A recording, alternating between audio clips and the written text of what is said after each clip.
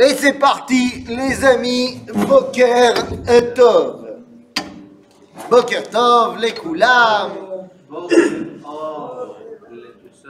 Eh ben c'est bien gentil à toi. Et donc, après cet intermède politique... On va rien changer, on croit qu'on change le monde, mais bon. Ça, non? Akol Beidei Shamayim. Chutz mi Yirat Shamayim. Le Rav, il s'est exprimé déjà sur... Non? Déjà, non? Qu'est-ce que tu veux que je te dise? Nous? Niré? Niré? On verra bien. On verra bien. Mais on a vu déjà. Ah bon, déjà? Grâce à ce nouveau gouvernement, on n'a plus le masque. Extraordinaire. Première réalisation du gouvernement. C'est pas mal. Il a fait malade. Ouais, il n'a rien à voir, Netanyahou, là-dedans. Ah bah non, c'est plus lui. Non, c'est pas lui. C'est plus lui, ça y Et est. puis c'est quelque chose de bien. Avant ça, Et voilà, ça. c'était pas bien. Donc c'est la preuve en fait que ça va marcher. Il a fait mode. Tav, alors les amis, Anarno Chosrim, on revient dans notre étude du livre de Oroth du Rav Avraham Yitzhak HaKohen Kook. Et après un intermède terrible la semaine dernière, où je n'étais point là, eh bien nous reprenons notre étude et nous avons, il y a 2 semaines, terminé la première partie de Oroth qui s'appelait Eretz Israël. Ce qui veut dire que maintenant, eh bien, nous allons pouvoir tout simplement, commencer la partie du Rav Kook qui s'appelle Amilchama. C'est-à-dire? Alors, avant qu'on rentre dans le texte, il y a plusieurs introductions qu'on doit mettre en place avant de commencer de lire Amilchama. La première, c'est que, je pense que je vais dire quelque chose d'assez évident, d'après le judaïsme, Milchama Zera. La Milchama, c'est pas bien. C'est mieux la paix que la guerre. Non, tu me dis évidemment, mais comme on va voir ici tout un texte qui va nous parler pendant 10 chapitres de la notion de guerre, peut-être qu'on aurait pu penser qu'il y a une idéalisation de la guerre et que l'Am Israël est un peuple, un peuple de guerriers qui veut assoiffer de sang. Eh bien non, Amilchama Zelotov. Ok? D'ailleurs, quand je dis Amilchama Zelotov, est-ce qu'il y a des Milchamot qui sont bien. Alors, qui sont bien, non. Qui amènent du bien, peut-être. Mais est-ce qu'il y a des milchamot qui sont obligatoires? C'est de défendre le pays. Ah, quand on est attaqué, on n'a pas le choix. Tous les grandes guerres qui ont eu en Israël. De conquête et de défense. De conquête et de défense. Voilà, c'est-à-dire que... Tu veux dire qu'aller conquérir le Kenya... Non. Ah, ce qui nous a été promis. Boker Tov, le tout seul. On commence d'abord. Oui, j'ai repris ta formule. Le Liban, la Syrie, après le Kenya. Déjà le Kenya. Ah, tu dis d'abord le Liban, la Syrie, Le grand Israël d'abord. le grand Israël. Pourquoi il y en a un petit? Hein? Il y en a un petit? Oui, celui qu'on est maintenant. Ah, celui qu'on est maintenant, on se rapproche de Eretz Kenan. Ron, tu te rappelles, il y a 2 terres. Il y a la terre qui s'appelle dans le Tanakh Eretz Kenan, la terre de Canaan, et il y a également à Aretz Azot, Eretz Israël, qui elle est beaucoup plus grande. Aujourd'hui, on est plus ou moins propriétaire de Eretz Kenan. Il nous manque un petit morceau au nord, mais on a conquis un peu plus au sud. Donc, on équilibre un petit peu. Quoi qu'il en soit, il y a des guerres qui sont ce qu'on appelle Milchemot Mitzvah. Alors, sans parler de la guerre de défense, où on vient t'attaquer et tu dois te défendre, donc ça c'est une évidence. Mais il y en a d'autres des Milchamot Mitzvah. Il y a par exemple la guerre contre les 7 peuplades cananéennes, c'est-à-dire pour conquérir et battre les 7 peuplades cananéennes. C'est eux qui nous lâchent pas, même s'ils sont en dehors de territoire. Ah non, effectivement, cette guerre contre les 7 peuplades cananéennes, elle n'a de raison d'être que s'ils sont en Eretz Kenan. S'ils décident de partir, et non seulement on leur fait pas la guerre, mais en plus on les aide à partir. Et maintenant, les rangs font dans quel rang? Attends. Et c'est Dieu Attends, qui deux nous secondes, l'a deux secondes. ordonné. Hein? C'est Dieu qui nous l'a ordonné, la guerre contre Oui, c'est ce qu'on appelle une mitzvah. Une mitzvah, ça veut dire que ça vient d'Akadosh Baruch Hu. Maintenant, quand on parle des 7 peuplades cananéennes, eh bien je vous dis, si l'une des 7 décide de ne pas faire la guerre avec nous, elle a peur de nous et elle veut partir, C'était le cas. il y a eu un peuple, c'était le cas, c'était le Girgashi. Un Girgashi, qui fait partie des peuplades cananéennes, n'a pas voulu nous faire la guerre et est parti. Et bien on les a pas poursuivis, on les a même aidés. Et où est-ce qu'ils sont partis? En Afrique. Ils se sont installés en Afrique, c'est au Kenya. C'est grand l'Afrique. Où ils ont été? En Afrique. À la Goulette. Exactement. Ils ont été en Tunisie. J'ai dit en rigolant. Mais c'est pas une blague. Ils ont été en Tunisie et ils ont créé un empire qui s'appelle l'Empire de Carthage. Ah oui. Eh oui, Carthage, c'est Tunis. Eh bien, l'Empire de Carthage, c'est le Girgashi. Ce sont des Cananéens, les Carthaginois. Et sur comment est-ce qu'on arrive à cette conclusion? C'est historique. Quoi? C'est avec quel écrit? Bah, comment ça, quel écrit? On a plein des écrits carthaginois. On a plein d'écrits romains qui parlent de la guerre de Carthage. On sait d'où ils viennent. Mais on sait d'où ils viennent, les Carthaginois. Les Carthaginois, on sait d'où ils viennent. Ce sont des Phéniciens, Cananéens qui viennent de chez nous. Ma baille. C'est quand même plusieurs siècles après, Carthage. Oui, bien sûr. Et alors, bah, ça met du temps d'arriver et de faire un empire. Oui, non, mais oui. Pas de 3000 ans. Évidemment. Non, quel 3000 ans. Ah, putain. Il y a maximum 500 ans. Maximum. Ah, Entre le moment où l'empire de Carthage, ou le moment où les Girgashim sont arrivés en Tunis et où il y a eu l'empire de Carthage, il y a 500 ans. Et la guerre entre Carthage et Rome, c'est plus tard. D'abord, il y a eu un empire. mais ça date de quelle époque? Ça a commencé à quelle époque? Quoi, Carthage? Qui sont partis Ah, bah c'est l'époque de Joshua. De l'époque de Yoshua, mais Yoshua, c'est plus de 3000 ans. Et alors? Mais c'est- Ah, c'est ça que tu dis? Ah, excuse-moi, je comprends pas ce que tu dis. 500 ans, je sais Non, pas. non, autant pour moi. Autant pour moi. C'était hier, ça, son nom. Non, j'ai dit qu'il y a eu 500 ans entre le moment où ils sont arrivés et le Ah, moment où ils ont fait un empire. Autant pour moi, j'ai pas compris ce que tu disais. Autant pour moi, c'est ça. Bekitsour, donc le Girgashi, il est parti. Ok. Il y a d'autres peuples qui peuvent ne pas avoir envie de partir. Quelqu'un qui a dit une fois dans un cours, Oui. il y a une plaque sur la route de Constantine en Algérie. Il y a une plaque comme ça qui remémore le peuple qui est parti Ah ouais Palestine. Ouais, ouais. Il a fait? Comme ça, il a dit. Bah, c'est possible, hein, pourquoi pas. Donc ça, c'est la première option. Il y a une autre option. Je refuse de partir de chez moi, mais d'un autre côté, j'accepte j'accepte que Israël, maintenant, c'est eux les patrons, et je deviens une minorité nationale qui accepte la loi du pays. Ça aussi, c'est possible. Il y en a un qui a fait ça aussi. Bon, il l'a fait de manière... Détourné. Hein Détourné. Détourné. Les- Les Givonim. Ouais. Voilà. Mais au final, ils ont un statut de... de minorité nationale. les Druzes. Les Druzes aujourd'hui, par exemple. Mais avec l'interdiction d'avoir des idoles, quand même. Oui, oui, évidemment, ils doivent respecter les 7 lois de Noir, bien évidemment. Ah. Ils doivent respecter les 7 lois de Noir. Seulement le noir. C'est pas mal. De mettre les haut-parleurs, là, 5 fois par jour, c'est respecter les lois du pays. Ben oui, puisque c'est le pays qui est suffisamment idiot pour le laisser faire. Je veux que tu comprennes une chose. Quand on interdit de défiler avec des drapeaux, qui interdit? C'est nous, c'est notre gouvernement. Alors on est bête, certes, mais c'est nous qui sommes bêtes.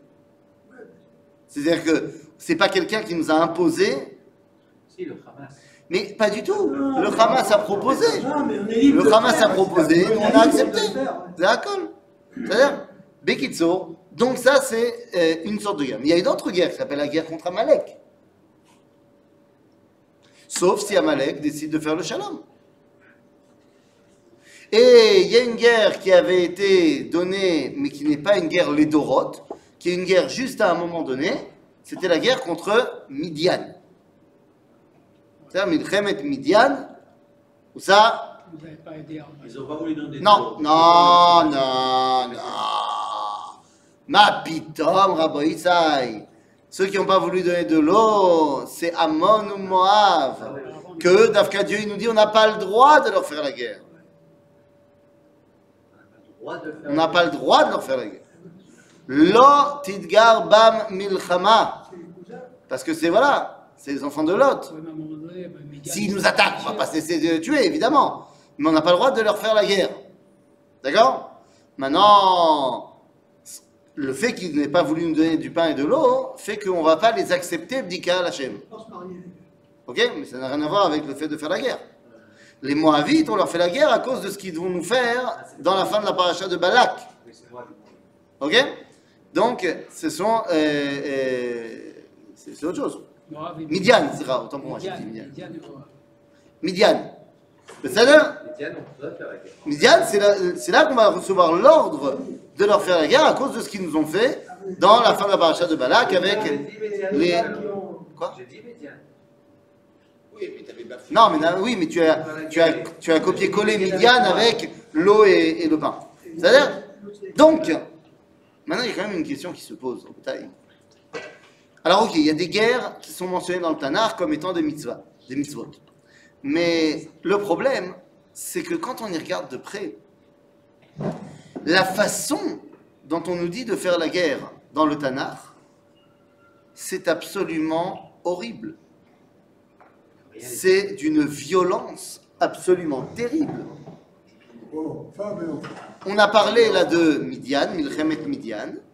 Dans la Milchemet Midian, il se passe un truc, mais terrible, qu'aujourd'hui la Convention de Genève n'accepterait pas du tout, et on serait mis au banc de la société.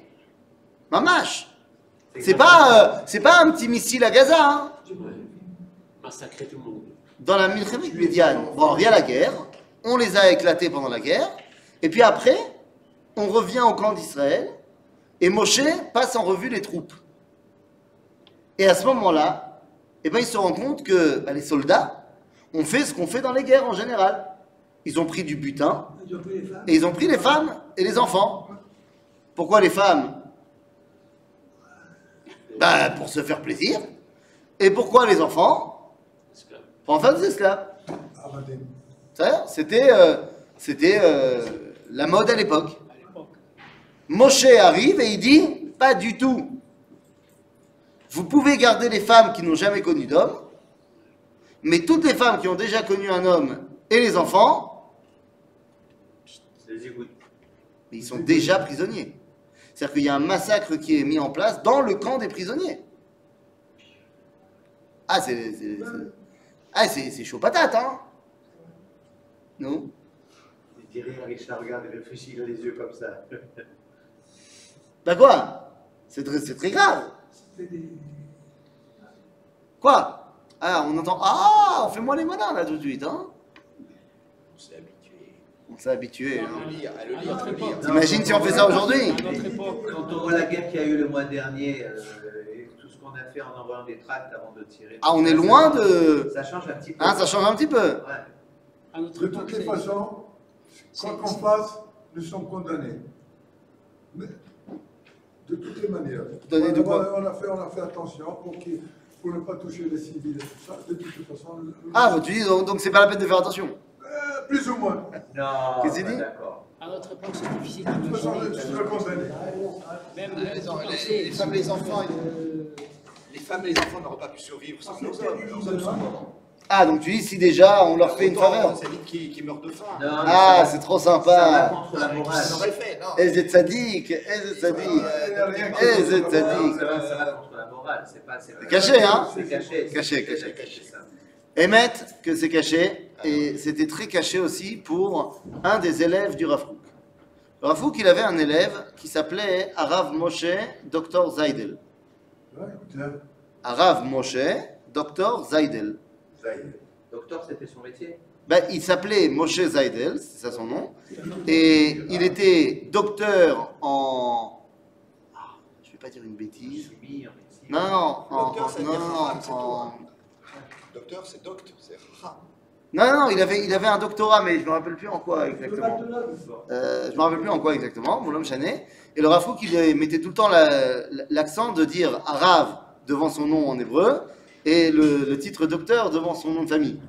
Donc il l'appelait tout le temps Rav Moshe, Dr Zaydel.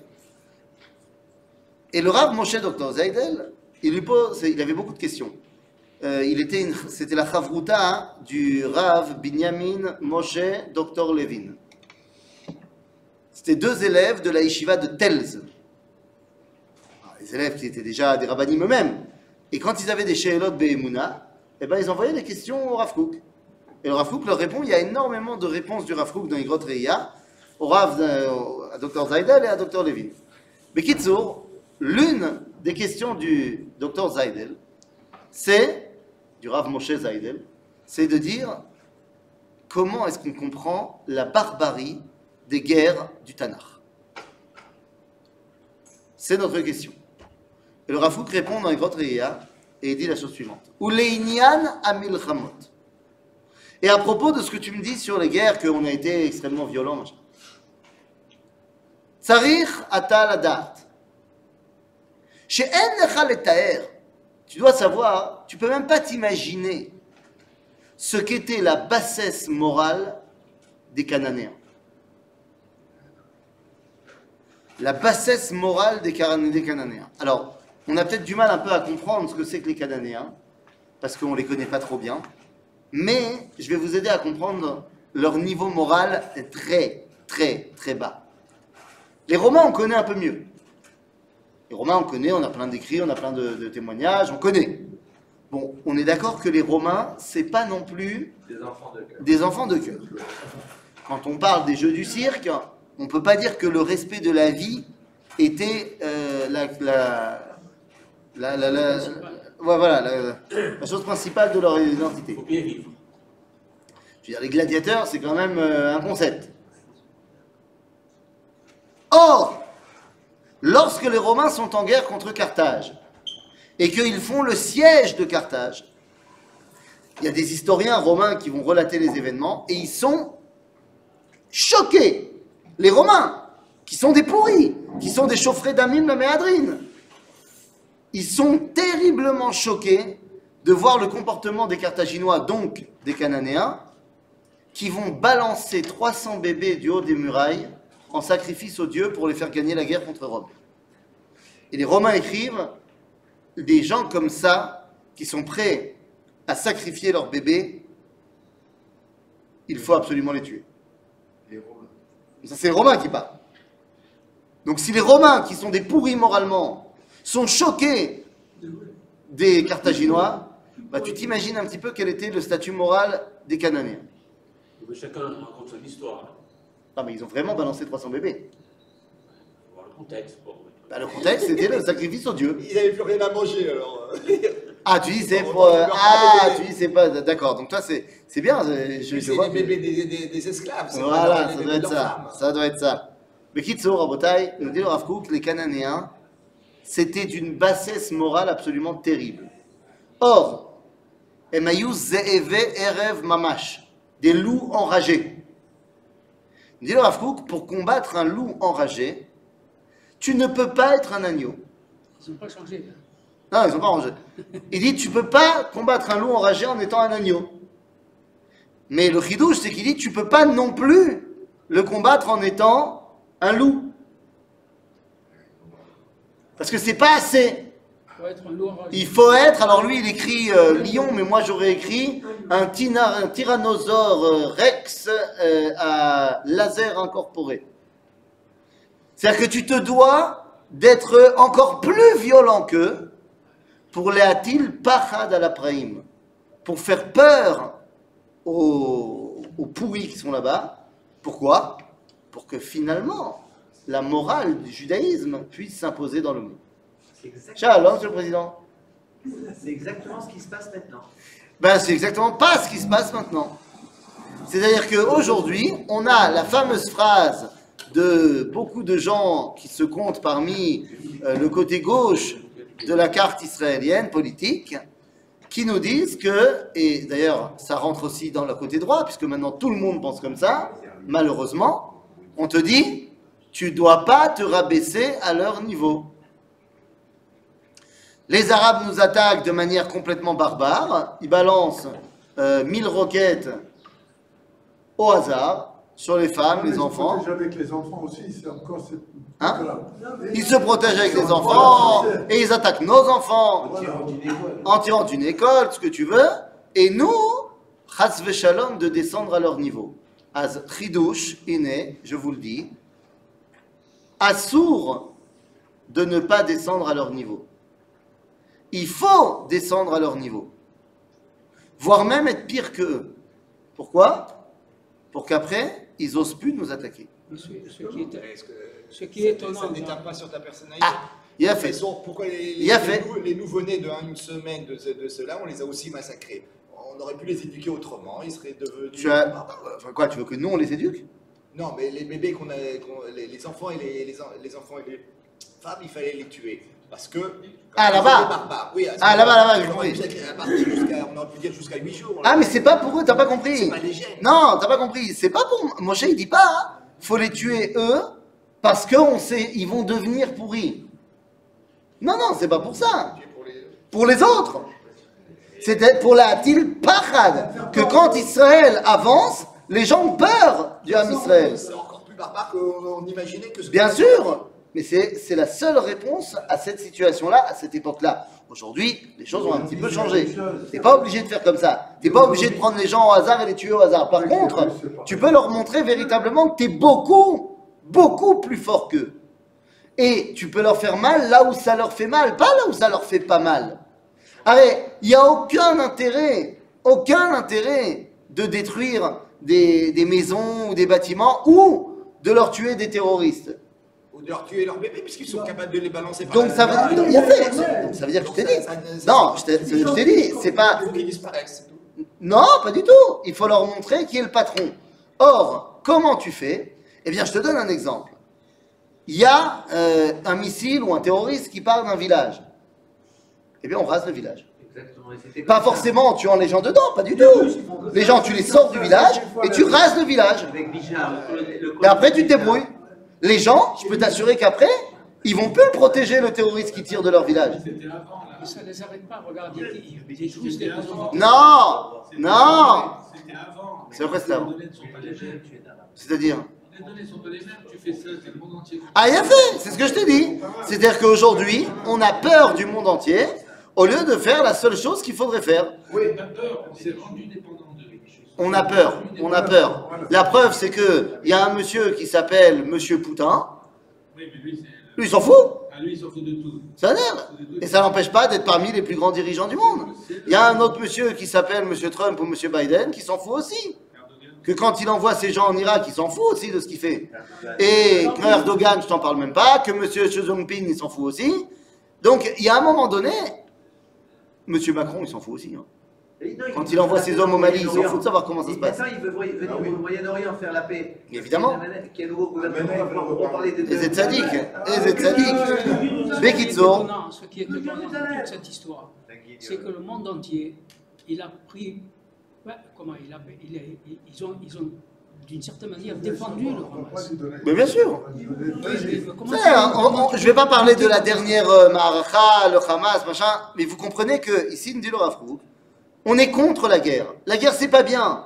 Mais quand des barbares nous attaquent, on doit être plus barbares qu'eux pour les calmer. C'est tout. Pour que le barbare ait peur de nous. Exactement. Sinon, c'est un tigre. Exactement. Et s'il a peur, c'est un toutou. Voilà. À l'époque, on avait Il faut être capable d'être barbares. les juifs espagnols exilés. Mais bien sûr. Barberousse, c'est un juif Mais tout qui à a fait. décidé d'affaiblir les forces des Espagnols. Espagnols sur la mer. Alors, je pense que, Et sans avec vouloir... une synagogue dans le bateau. Sans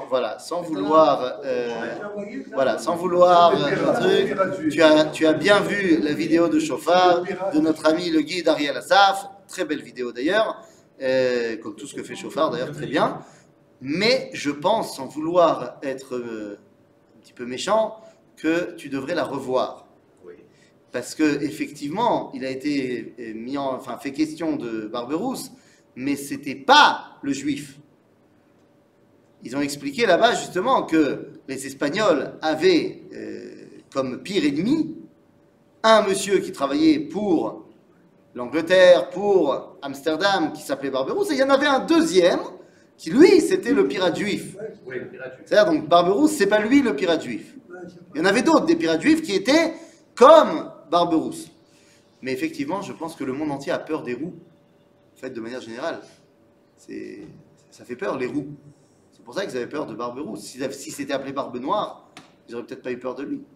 Il y en a deux, il n'y a que deux ici qui ont des cheveux qui ne sont pas blancs. Alors nous, vous pouvez pas savoir si on n'était pas roux avant. Bekitso Rabotai, El Malazot, vous avez compris l'idée. Il faut absolument se battre avec les armes et le langage de l'ennemi.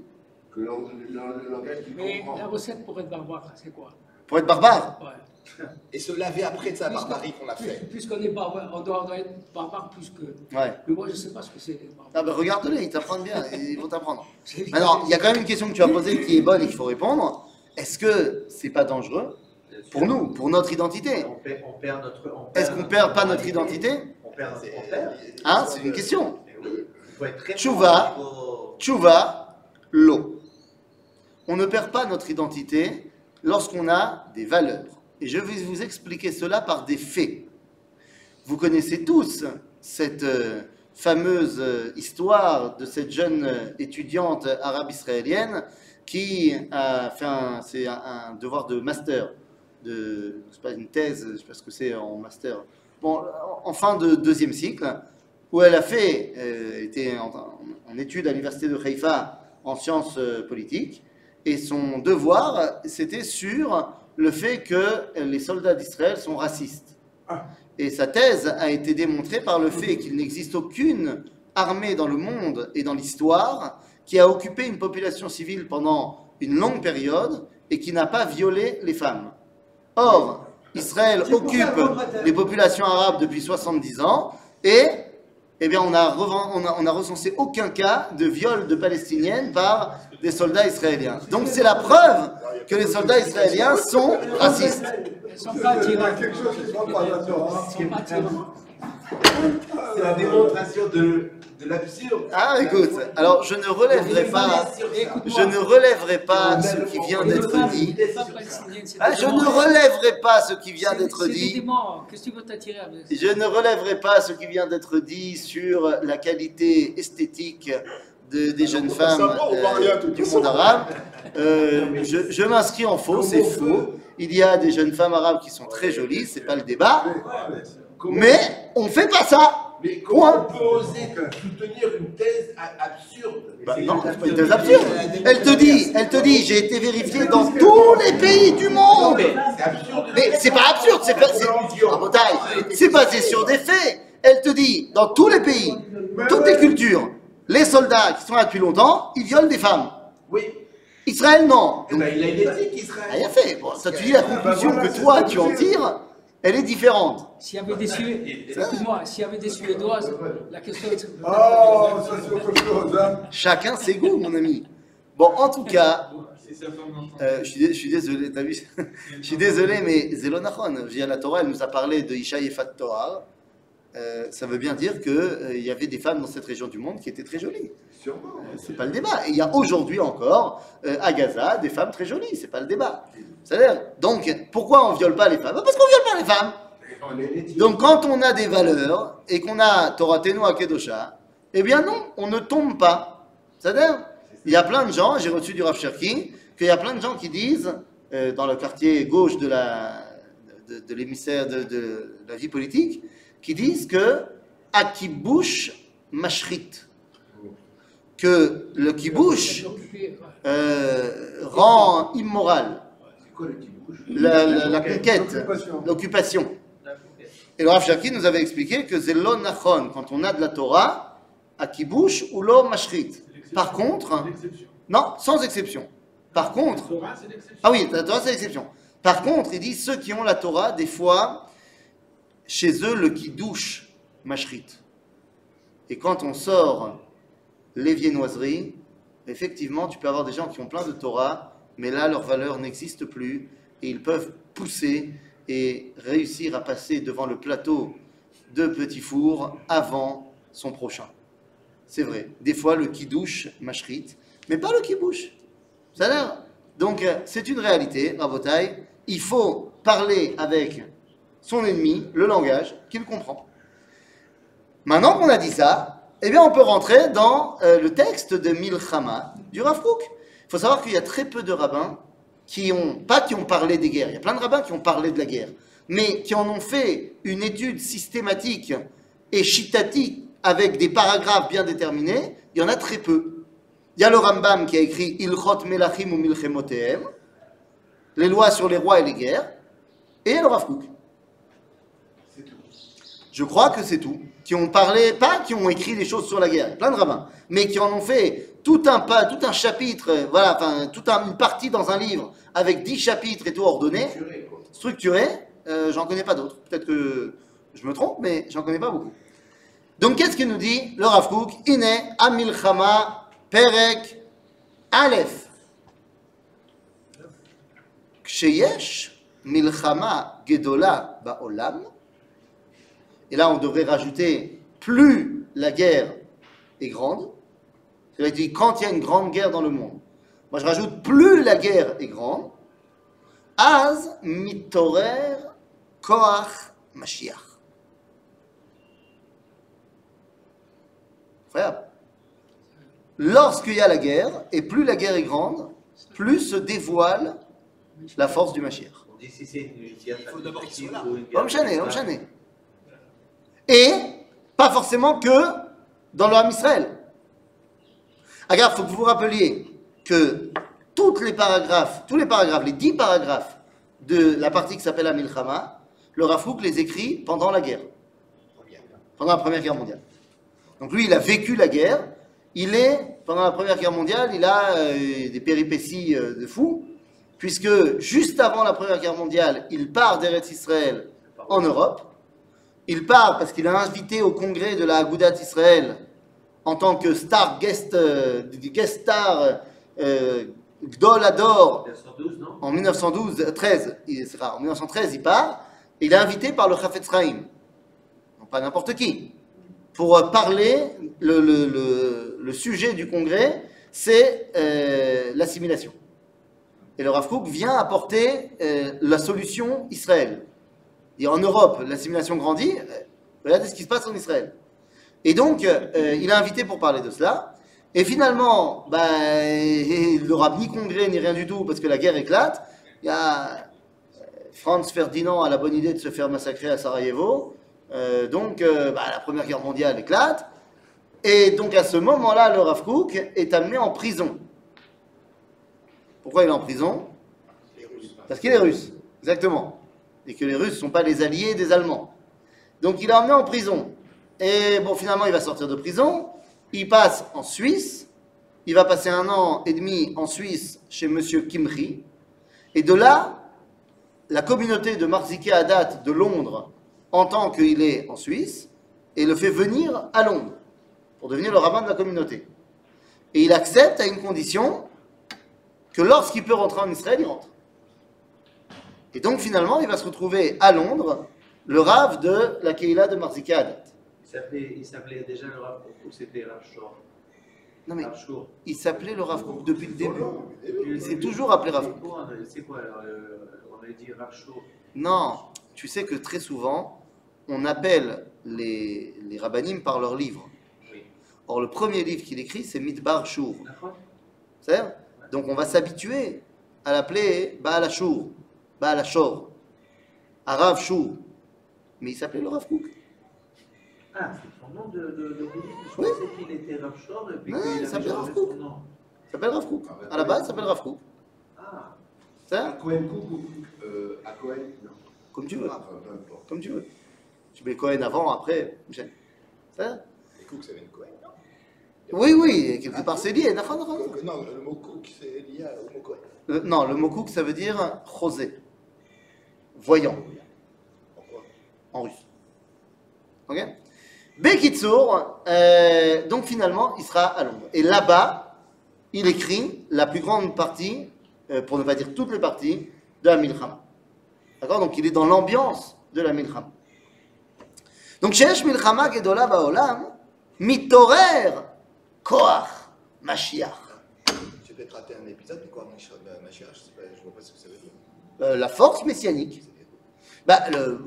Tout le processus messianique. De pouvoir que le Mashiach se dévoile à ce moment-là. Il dit que lorsqu'il y a une grande guerre, et puis je rajoute, plus la guerre est grande, plus ça amène au dévoilement messianique. Quel exemple il Ah, référence? ça évidemment que tu poses une bonne question. Pourquoi? D'abord, Rishon, plus la guerre est grande, plus le monde évolue. Il y a, à chaque fois qu'il y a une guerre, et plus elle est grande, à ce moment-là, il y a des évolutions, des avancées énormes dans le monde. Dans tous les domaines. La médecine, la technologie, les idéaux. C'est psychologique, c'est l'envie de reconstruire. Ça en a besoin. Non, même pendant la guerre. Évidemment, pendant la guerre, la technologie, elle fait un bond énorme, parce qu'on est obligé de trouver des solutions à des problèmes technologiques. Alors évidemment, c'est dans l'armement, mais des fois, pour arriver à l'armement, on a besoin de moyens de transport qui vont après être réutilisés dans l'industrie, et boum, on va créer des nouveaux moyens de transport. On va réussir également dans les moyens de communication. On doit trouver des solutions. C'est grave parce que ça voudrait dire que Les radars, Mais c'est grave, mais c'est vrai. L'aviation. Et mal à Assad. Hey, il y a eu des avancées médicales énormes pendant les guerres. Parce qu'on était obligé de soigner les soldats. Je vais même te dire quelque chose qui est terrible. Mais il y a des avancées médicales incroyables qui ont été faites pendant les expériences médicales faites à Auschwitz. Donc est-ce qu'on s'en serait bien passé? Oui, évidemment qu'on s'en serait bien passé. Mais le fait est que ça a fait des choses. C'est-à-dire, au niveau de l'industrie, au niveau de la technologie, et je dis aussi au niveau des idées. Puisque la guerre, en général, part sur une idée, et la guerre va faire en sorte que les idées vont se développer. Quand on regarde ce qui était avant la Première Guerre mondiale, la plus grande guerre de l'humanité, les guerres napoléoniennes. Qu'est-ce qui est sorti des guerres napoléoniennes? Eh bien, est sorti directement la révolution industrielle. Que les pays ont commencé à comprendre que Napoléon, il gagnait parce qu'il avait plus d'hommes, et donc il faut trouver une solution maintenant pour, si on a moins d'hommes, comment on ne perd pas. Et donc on va développer l'industrie, et c'est la révolution industrielle. C'est magnifique la révolution industrielle. Les idées républicaines, les idées de la révolution française, vont prendre force dans le monde grâce aux guerres napoléoniennes. Donc c'est évident qu'on n'aime pas la guerre, mais la guerre fait avancer les choses. Achav, Bemouvan, juif, au niveau juif, toutes ces avancées-là, ça s'appelle le messianisme. Le monde ne peut pas être délivré dans une époque barbare, chaotique. Mais si vous voulez encore plus avoir un exemple clair, eh bien, Rabotai, là on parle de la Première Guerre mondiale. Quelles sont les avancées messianiques de la Première Guerre mondiale? On a eu l'indépendance. D'abord, on a eu autre chose, qui est plus général. Après la Première Guerre mondiale, l'humanité s'est dit, ce serait bien qu'on fasse un organisme pour faire la paix. Ils ont fait la SDN. Il y a eu le réveil des nationalités. Et le droit des peuples à disposer d'eux-mêmes. Déclaration Balfour. Mais c'est énorme. Et ça répond à ce que l'un des pirates juifs avait évoqué, Rav Menashe ben Israël, qui explique que pour lui, la compréhension du verset, lorsque dans les prophètes on nous dit que le dévoilement de Dieu sera lorsque son nom sera connu, Gamba'im Arechokim, également dans les îles lointaines. D'après lui, les îles lointaines, c'est pas les Fidji, c'est pas Hawaï, c'est l'Angleterre. Et donc, il viendra voir le Rav Menashe ben Israël au XVIIe siècle, il viendra voir Cromwell pour le convaincre de lever l'interdit des Juifs à habiter en Angleterre. Cromwell, en bon protestant, sera tout à fait convaincu par l'idée, va permettre aux Juifs de revenir en Angleterre, ce qui va permettre à la communauté juive de se réinstaller, ce qui va permettre à avoir une communauté juive à Londres, ce qui va leur permettre de faire venir le Rav Kook, ce qui va lui permettre de dire à Balfour, c'est une très bonne idée ta déclaration Balfour, ce qui va permettre d'amener à la création d'Israël et du messianisme. Chazak ou Baruch.